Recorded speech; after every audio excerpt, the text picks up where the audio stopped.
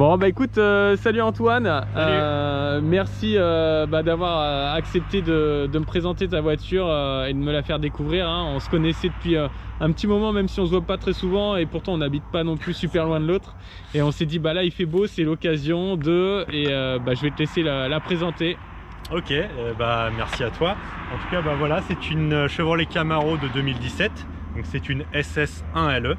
Donc SS, donc c'est le 6 litres 2 V8 atmosphérique de 460 chevaux qui est commun avec la Chevrolet Corvette C7. Et le 1LE en fait c'est pour le pack circuit en fait, donc c'est un pack qui coûte là-bas 7000 $, et donc qui rajoute les gros freins. Donc c'est du 6 pistons à l'avant Brembo. Tu nous les montres? Ouais, bien sûr. Et t'as dit C7, c'est pas une erreur, c'est bien C7 et pas C6? C7, d'accord, bien la C7. ok. C'est le même moteur. Ouais, effectivement. Donc c'est du 6 pistons à l'avant, ouais, avec des pneus largeur 285, ok, jantes en 20 pouces forgées. Ok. Et puis c'est du bol alu. Tu connais la taille des disques à l'avant? Non, je saurais pas te dire, il me semble que c'est du 350 et quelques, mais je veux pas te dire de bêtises. Bon, les gens iront sur The Perf. Ils veulent en savoir plus. Ouais, ils l'auront pas sur The Perf, c'est ça le truc. C'est vrai? Parce que sur The Perf, tu as la Camaro SS classique. D'accord. Mais tu n'as pas la 1LE qui est en fait qui n'est jamais arrivée en Europe. D'accord. Sauf importée comme ça. D'accord. Ok. Celle-ci vient du Canada. Ah, ok. Voilà. Okay, seulement pour le marché États-Unis, Canada, pas plus. Donc nous, le modèle européen, c'était on va dire le SS, mais il n'y avait pas le logo SS. Mais en gros, c'était une SS avec des options en plus, tu vois. Voilà. D'accord. Il n'y avait qu'un seul modèle possible, qui n'était même pas en France, hein, d'ailleurs. Faut en acheter en Allemagne ou en Suède ou ce genre de choses. Tu n'en avais pas en France. Chevrolet a quitté la France en termes de concession. C'est terminé. Ok. Et à l'arrière, on est en quoi? Donc, les gommes, c'est du 305. D'accord. Ça va être marqué là, t'inquiète pas, 305 30 en 20 pouces, ok. Voilà. Et on est en 4 pistons par contre. C'est une 4 pistons, tout à fait. Ok, ça marche. Et ils sont pas sur bol alu ceux-là par contre. Voilà. Ok. Ils sont pas flottants. Après tu as aussi avec ce pack 1LE un différentiel à glissement limité piloté électroniquement. D'accord. Tu as, après c'est plus de l'esthétique, le petit béquet ici noir qui rappelle un peu le NASCAR. Ok. Tu as une sortie d'échappement qui en fait est par défaut était à valve, donc pilotée selon les modes de conduite. Sauf que bon là elle a été remplacée par une sortie MBRP. D'accord, effectivement, ouais, on peut le voir dessus. Donc elle est assez libérée et il n'y a pas de valve, donc elle fait du bruit tout le temps. Ok, bah, j'espère que on s'en rendra compte à la vidéo, parce que c'est vrai qu'en vrai, waouh, elle est présente. Clair. Après, en termes de transmission, donc c'est une boîte 6, boîte méca 6, donc c'est du Tremec. Tu as aussi donc des sièges Recaro. Ok, tu nous les montres? Bien sûr. Et la boîte, quand je te vois la manipuler, elle me semble vachement... le débattement il est court. C'est un débattement court, ouais, il est très rigide. Donc tu peux la cravacher, il n'y a pas de problème, c'est vraiment très solide. C'est une des boîtes les plus réputées au monde, tout simplement. D'accord. En termes de boîte méca. Donc voilà, c'est des sièges Recaro cuir Alcantara. D'accord. Voilà. C'est pas des vrais baquets, hein. Tu as l'appui-tête que tu peux modifier. Tu as le volant aussi qui est en Alcantara, le pommeau aussi en Alcantara, pardon. Ouais. Okay. C'est dans le pack 1LE. Okay. Après, des choses qu'on ne verra pas, c'est au niveau du refroidissement. Ouais. En gros, pour le pack 1LE, ils ont amélioré le système de refroidissement pour que l'huile, etc. respire mieux. D'accord. Voilà. Dans le cadre d'un usage circuit, parce qu'elle est orientée piste en fait. Elle est totalement orientée piste, ouais. Okay. Ça. Ouais. Et toi qui as fait de la piste avec justement, niveau frein, consommable, tu peux enchaîner les tours sans limite, il n'y a rien? Sans problème. Et température, genre du moteur, j'imagine tu regardes, tu contrôles, tu sais à combien tu montes? Non, je saurais pas exactement, c'est 100... Passer 200 degrés, t'arrêtes de regarder? Ouais, de toute façon, j'ai jamais eu de soucis. Après, je tourne pas trop longtemps, je fais pas des sessions de 20 minutes non plus d'attaque. Je peux attaquer 10 minutes par là, mais c'est pour ça que je reste raisonnable, donc c'est pour ça que je m'inquiète pas, quoi. Ok, je comprends. Tu mets quoi comme liquide de frein? RBF 600? C'est du RBF 600, ouais, je l'ai changé pour du RBF 600, tout à fait. Ok. Ce que je te disais, ouais, quand je suis monté dedans, c'est vrai que même si effectivement au niveau des plastiques, tu te dis pas que, par endroit ça jure un peu, mais d'un autre côté tu l'achètes pas pour ça, mais le design il fait vraiment moderne. Moi je la trouve vraiment stylée. J'adore le volant. 3 branches, je trouve qu'il est très bien dessiné, c'est la bonne taille, et en fait quand tu es dedans tu as l'impression que c'est une compacte limite la voiture. C'est la sensation je trouve que ça donne, alors qu'effectivement tu te rends bien compte qu'elle a des voies larges et qu'elle est assez longue, assez imposante quoi quand même. Tu peux te sentir à l'étroit même à l'intérieur. Ouais, c'est ça, c'est marrant, t'as l'impression que du coup c'est une petite GTI dynamique alors qu'en réalité c'est quand même pas une supercar, mais je sais pas dans quelle catégorie on la range. C'est censé être une GT, muscle car, c'est censé être une GT mais du coup orientée piste. Ouais. Et ça c'est vrai que ça surprend les gens. Et tu nous montres le moteur? Bien sûr. En termes de poids, on se situe sur quoi? En termes de poids, totalement à vide, on est à 1600 et quelques kilos. D'accord. Avec les trois quarts du plein, etc. On est à peu près à 1,7 tonne, un peu moins d'1,7 tonne. D'accord. Voilà. Ok. Bon, c'est plus léger que l'ancienne génération. Ouais. Ouais, ils ont. Au niveau du moteur, par contre, ils sont pas trop embêtés. C'est un cache en plastique, hein, voilà, hein, c'est pas joli, mais. La boîte à air, c'est toi qui l'as fait ou c'était comme ça d'origine? Non, pas du tout, c'était comme ça d'origine. Donc ça sort comme ça d'usine? Alors non, la boîte qui sort d'usine, c'est une boîte tu sais, classique plastique où tu vois rien. Alors celle-ci, elle est assez répandue aux États-Unis. Ouais, d'accord, ok. Je vais passer du coq à l'âne.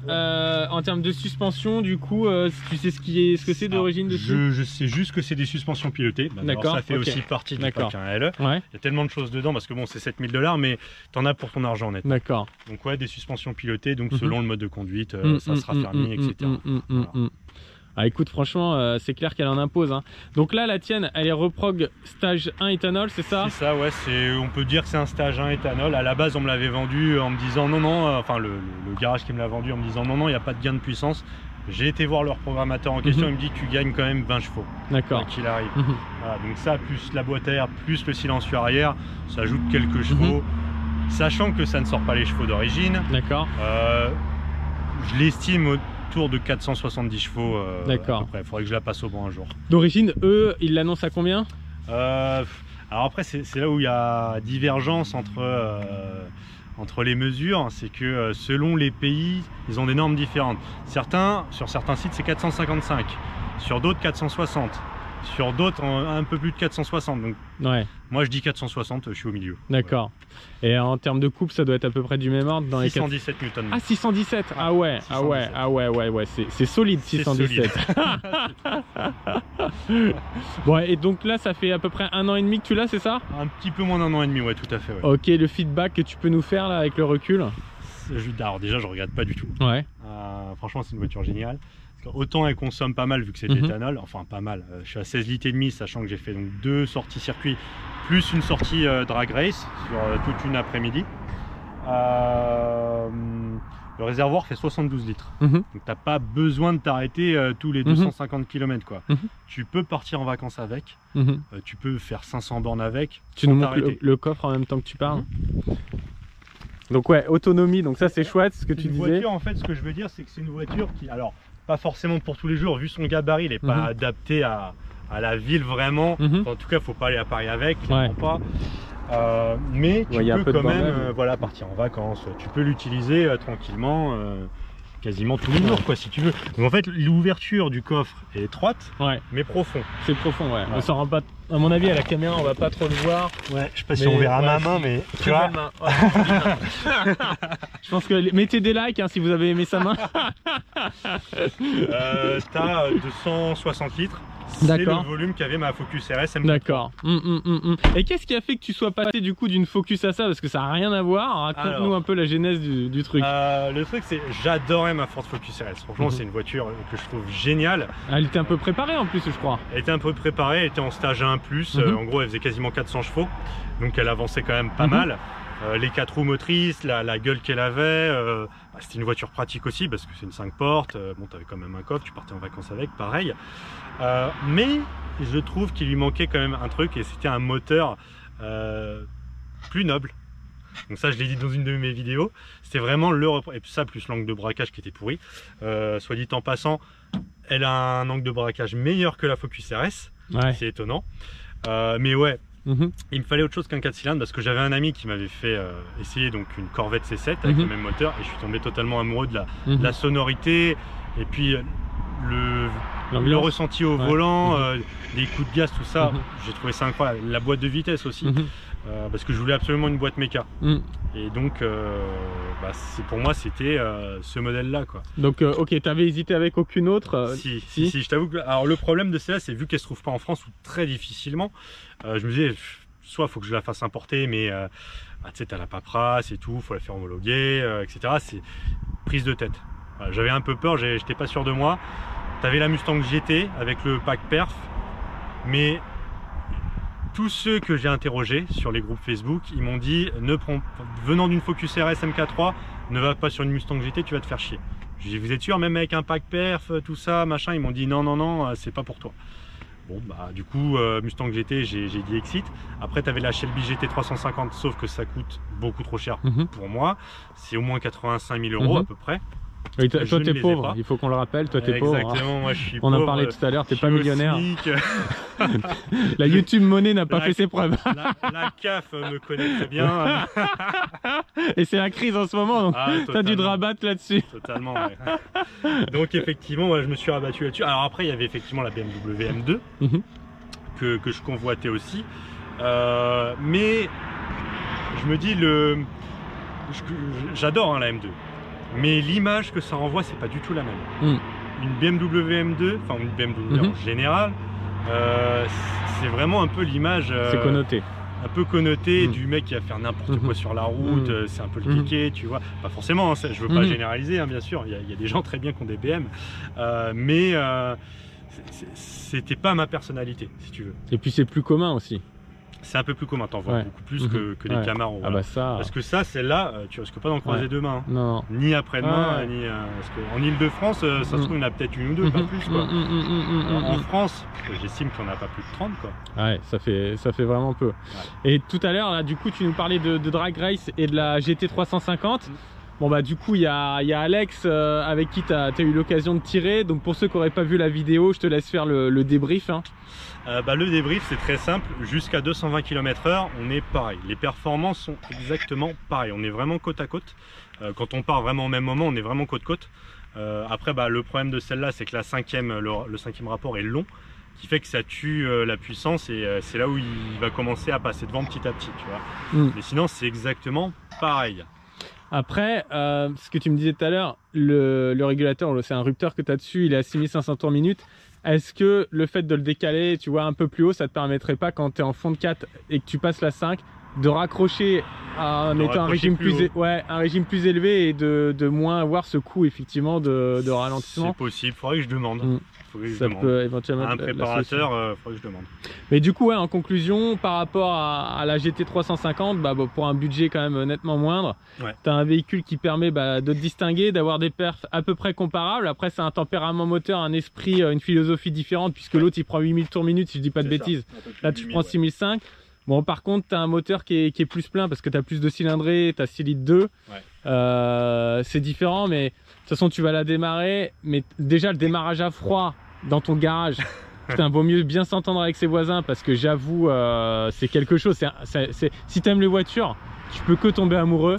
Il n'y a pas de doute, mais si t'aimes pas, on peut que te haïr. C'est clair. Mais après, voilà, heureusement pour eux, je la démarre pas tous les jours, hein, donc je prends le train pour aller bosser, comme quoi. C'est mon petit côté écolo, ça. Ta fibre verte. Tu veux que je la démarre là? Ouais, allez, c'est parti. Allez. Si tu veux bien.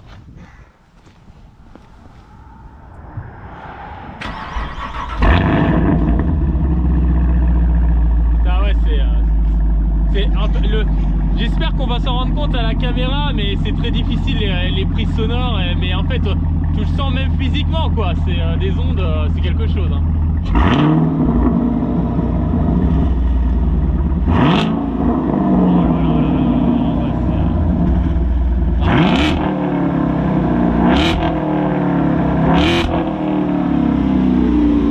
Je me décale parce que tu vas vraiment me péter les tympans. Je le dis en rigolant, mais c'est vrai, ça fait mal aux oreilles quand tu faut pas rester à côté, clairement. Mais ça passe sur circuit. En tout cas, c'est fou. À Dijon, c'est incroyable. À Dijon, la limite est à 100 dB. C'est passé. Et ils mesurent parce qu'il y en a qui se sont fait toper à cause de leur ligne d'échappement qui était trop bruyante. Donc 100 dB, ça passe. Après, elle a été homologuée donc à Montlhéry ou par là. Enfin, il y a un truc d'homologation dans ce coin. coin-là. Je crois que c'était sur le papier, j'avais vu 94 VB, un truc comme ça, à 4000 et quelques tours minutes. Je sais pas s'ils ont triché, mais en tout cas 100 dB ça passe. Donc. Non, en tout cas de l'extérieur, il y a une grosse présence du son. Le timbre est absolument magnifique. Là on va aller faire un petit tour, donc les gens ils vont s'en rendre compte, mais encore une fois c'est vrai que c'est dommage de ne pas pouvoir restituer à la caméra fidèlement ce qu'on peut ressentir quand on est dedans ou à proximité en réalité.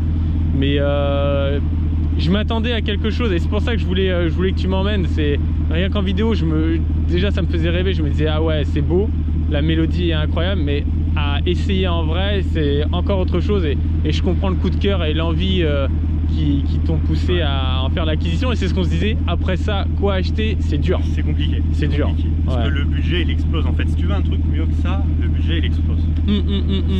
C'est très très compliqué. En termes de GT, t'as la ZL1 LE, mais là t'es déjà à 100 000. Ouais. Et comme ce qu'on disait, déjà faut la maîtriser, parce que mine de rien, une propulsion aussi puissante avec autant de couple, dès que c'est un peu humide ou quoi, c'est très délicat. Donc t'imagines 650 chevaux, voilà, donc je l'ai gardé quand même pas mal d'années, je pense. Ouais, d'ailleurs j'avais fait la remarque là quand on a fait le tour, au final quand tu es dedans tu te dis même pas que ça vaudrait le coup de mettre un superchargeur, parce que déjà là il y en a beaucoup, il y a de la réserve, il y a de la puissance. Et en fait, déjà réussir à l'exploiter comme ça, c'est très bien. Si c'est pour la rendre moins homogène, plus délicate en rajoutant des chevaux juste sur les roues arrière, tu vas pas te faire plaisir. Ouais, il n'y a que en ligne droite et tout le reste du temps, tu te chies dessus, quoi. Ouais, c'est ça. Ok, bah écoute, vraiment, merci beaucoup. C'est bien, on aura pu faire la vidéo là de quasiment une traite. Et puis bah, je vais remonter en passager et puis on va aller faire un petit tour pour faire plaisir à la communauté de 686 abonnés. Vous êtes à ce jour 686 très exactement. Et comme je sors une vidéo à peu près tous les ans, je pense qu'on devrait passer la barre des 690 très rapidement. L'intérieur est beau, j'adore le dessin là de l'écran central. Ouais, il est un peu incliné vers le bas, bon, il y en a qui trouvent ça un peu bizarre. Ah ouais, non, moi ça me choque pas. Et en plus c'est bien ta Waze, tu vois, elle fait vraiment récente la voiture. Ouais, bah en fait ça je le voulais, parce que je l'avais sur la Focus et je t'avoue que c'est un truc qui m'aurait manqué. Qu'avoir le téléphone là pour avoir Waze, c'est un peu chiant. En termes de budget, tu nous as dit, donc là elle a 50 000 km, elle est de 2017, c'est ça? En gros, faut compter une enveloppe de combien déjà? Alors moi je l'ai eu à 57 000 €. D'accord. Donc tout était payé. Hein. Et je vois, tu as la palette Rev Matching à gauche. Tout à fait, voilà, c'est une boîte méca, mais tu as des palettes. Donc c'est pour activer ou désactiver le Rev Match. D'accord, voilà. Ok. Toi tu le laisses activer? Quand je suis en dehors de la ville, ouais, carrément. En ville, non, parce que je vais faire chier tout le monde. Ouais. Mais là, en pleine campagne, franchement, c'est un plaisir auditif. Hein, pour ceux qui ne sauraient pas, le Rev Matching, tu me confirmes, c'est la relance des gaz quand tu rétrogrades, c'est ça? C'est ça, ça met un coup de gaz quand tu rétrogrades. C'est une sorte de talon-pointe automatique, en fait, si tu veux. Et question idiote, mais tu mets quoi comme huile là-dedans? Alors, c'est de la... c'est pas de la 50, c'est de la long life ou pas? Non, c'est pas de la long life, c'est de la... Est-ce que c'est de la 0,40 ou de la 5,40? Je sais qu'il y a 40, mais... Ah bah ça doit être de la 5,40 parce que 0,40 c'est peu commun. Hein. Je l'ai fait, c'était au mois de mai, alors je t'avoue, je me souviens plus exactement, quoi. D'accord. C'est de la Mobile 1, je sais plus quoi. Tu dois mettre 10 litres, un truc comme ça? Oui, il faut pas loin de 10 litres, ouais. Faut pas loin de 10 litres.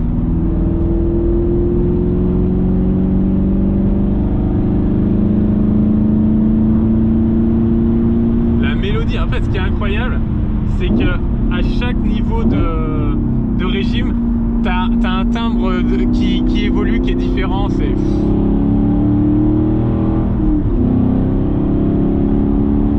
Elle est vraiment bien tenue hein, en châssis. Voilà là. Et c'est ce qu'on se disait quand tu arrives au bout et que tu lâches les gaz, même si là tu l'as pas monté au bout, mais des fois, tu as l'impression que pendant un quart de seconde, elle continue la trompette là. C'est vraiment fantastique. Hein.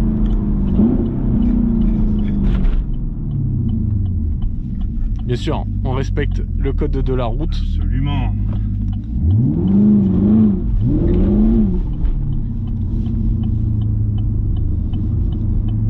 Ça c'est une voiture pour BAP tout solide. Très viril, très viril. Oui, oui, oui. Franchement, et puis sur circuit, il est quand même fatigant. Ouais, je l'aime pas. Alors on voulait vous emmener ailleurs à la base, mais le problème, il y avait trop de monde à la station essence, on n'avait pas le temps.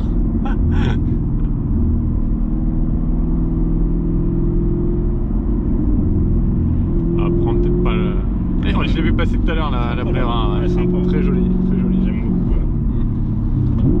Je pensais en prendre une, enfin, ouais. Fut un temps, genre on a bien voulu une. Mais tu sais que j'ai regardé les prix, ça baisse pas. Hein. Ah ouais? Ah ouais, ouais, j'étais...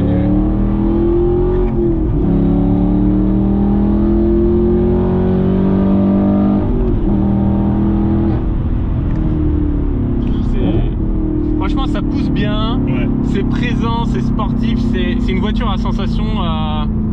Tu vois, bon, ceux qui sont sur ma chaîne, forcément, ils le savent. Moi, je suis plus dans le light à la base. Là, on sort complètement du light. Mais c'est un autre plaisir, quoi. C'est une autre philosophie. Et je trouve que tu ressens pas quand tu es dedans le poids. Ça va. Non, franchement, ça va. En termes de poids, non, tu le ressens pas trop. Je dis pas que c'est une ballerine, le truc, quoi. Non, franchement, top, top, top.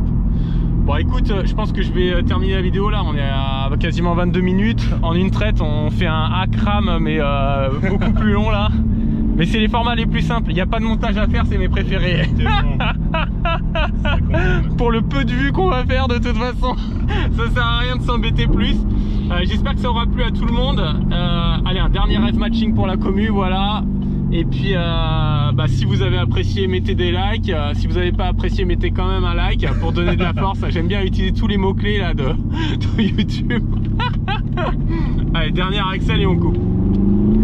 Allez, jusqu'au Repteur.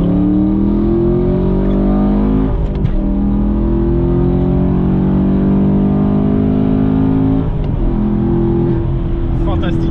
Merci Antoine. Ciao, ciao. Ciao. Donc merci Antoine, ouais, de m'avoir passé le volant. Du coup on fait une petite poursuite, enfin on continue la vidéo. Je me suis dit que ce serait intéressant de partager avec vous mon ressenti sur cette prise en main là. J'ai jamais conduit du coup de Camaro. Tout d'abord, la première surprise, ça a été l'embrayage. Il est vraiment parfait, il est doux, ça embraye. Quand on débraye et qu'ensuite on embraye, je trouve que le patinage, le point de patinage, ça va, il est pas trop raide, c'est parfait. La direction, j'adore le toucher de route. On a la bonne assistance. C'est une assistance, c'est électrique ou hydraulique dessus, tu sais pas? Pour moi, c'est électrique. C'est électrique. En tout cas, je trouve que c'est parfait parce que c'est ni trop léger, ni trop dur. Notamment à basse vitesse, j'ai pu tourner le volant d'une seule main là pour se sortir de l'endroit où on était garé. Point très important, Vmax au compteur 330. C'est un peu optimiste. Et on n'a pas parlé, mais effectivement c'est génial l'affichage tête haute du compteur. Haute, ouais, ah ça c'est top. Non, on se sent vraiment bien et c'est vrai que tout tombe bien sous la main. La boîte de vitesse, elle est vraiment super agréable et effectivement à manipuler. Là on est à 70 en 5e. Ça ronronne, alors l'échappement, tu l'avais dit au début de la vidéo, il est pas d'origine, mais c'est parfait, c'est ni trop ni trop peu, vraiment on se régale. Vraiment, je m'attendais à une belle découverte, mais pas à ce niveau-là. La prise en main, j'apprécie beaucoup. Pareil, la position du siège, donc il est électrique, on peut le régler en termes de hauteur. Je trouve qu'on a une bonne position. Bon après, j'ai pas voulu tout dérégler non plus, mais on peut avoir trouvé facilement sa position de conduite, et c'est vrai que tu sens tout de suite qu'elle est adaptée à un usage et polyvalent et circuit. Et là je vais te laisser reprendre la parole par rapport à ce que tu me disais.